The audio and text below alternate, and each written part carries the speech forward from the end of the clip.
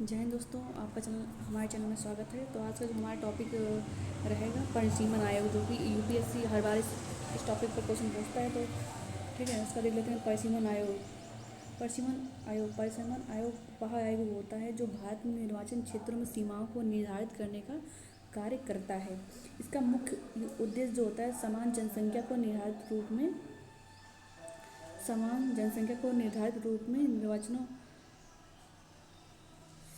समान जनसंख्या को ध्यान में रखते हुए निर्वाचन क्षेत्रों के आकार में और सीमा में निर्धारण करना होता, ताकि प्रतिनिधित्व समानता हो सके। भारतीय संविधान में परिसीमन आयोग का गठन अनुच्छेद 22 और 170 में किया गया है। परिसीमन आयोग की रिपोर्ट जो है केंद्र सरकार द्वारा लागू होती है। उसके उसके बाद हम देखते हैं परिसीमन आयोग का गठन और कार्य। तो परिसीमन आयोग का जो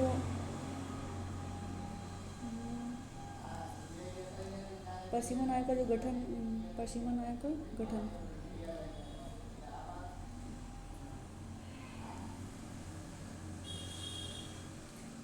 का गठन परिसीमन जो आयोग का जो गठन है, भारत सरकार द्वारा किया जाता है। ठीक है।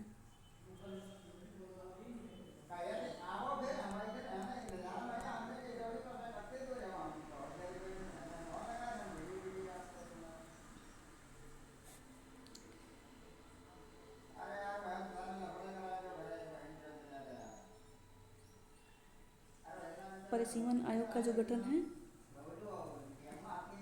परिसीमन आयोग का जो गठन है भारत सरकार द्वारा किया जाता है। आयोग सुप्रीम कोर्ट के न्यायाधीश, लोकसभा के अध्यक्ष और भारत सरकार के निर्वाचन आयोग से संबंधित अधिकारियों द्वारा गठित किया जाता है। आयोग भारत के चुनाव आयोग के काम अधीन करता है। आयोग जो होता है भारत के चुनाव के अधीन काम करता है। यह आयोग सांसदीय और विधानसभा के क्षेत्रों में सीमा तय करता है। इसका परिसीमन आयोग का मुख्य कार्य देख लेते हैं। निर्वाचन क्षेत्रों का परिसीमन। आयोग चुनाव क्षेत्रों की सीमा और क्षेत्रफल से जनसंख्या परिसीमन के आधार पर करता है। जनसंख्या के आधार पर समान प्रतिनिधित्व। प्रत्येक निर्वाचन क्षेत्र में समान जनसंख्या सुनिश्चित करना, ताकि यह समान प्रतिनिधित्व हो सके। उसके बाद नए जिलों में का परिसीमन। ठीक है। उसके आगे देख लेते हैं यहाँ पे सांसदों और विधायकों और का प्रतिनिधित्व का निर्धारण। परिसीमन आयोग यह तय करता है कि कितने सांसद हैं और विधायक प्रत्येक राज्य या केंद्र शासित प्रदेश होंगे। ठीक है। और परिसीमन आयोग की प्रक्रिया कैसे होती है? तो परिसीमन आयोग जनसंख्या, क्षेत्र और भौगोलिक स्थितियों के आधार पर विभिन्न निर्वाचित क्षेत्रों की सीमाओं को निर्धारित करता है। ठीक है। जनगणना की डेटा का उपयोग करता है। ठीक है।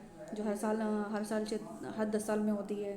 परिसीमन आयोग को क्षेत्र और आबादी का वितरण सुनिश्चित करता है। ठीक है। कि प्रत्येक निर्वाचन में समान जनसंख्या हो, ताकि निर्वाचन में समानता बने। संविधान के अनुसार अनुसूचित जाति होते हैं ST के लिए निर्वाचन क्षेत्रों में आरक्षण किया जाता है, ताकि उनका सही प्रतिनिधित्व बना रहे। उसके बाद हम देख लेते हैं परिसीमन आयोग के महत्वपूर्ण उदाहरण। परिसीमन आयोग अभी तक कितनी बार लगा है? तो 4 बार। ठीक है। तो पहली बार जो था 1952 में होता है। भारतीय स्वतंत्रता के बाद पहले 1952 परिसीमन आयोग का गठन किया गया था। 1976 में परिसीमन आयोग का गठन जनगणना के आधार पर 1976। ठीक है। फिर 2002 में। ठीक है।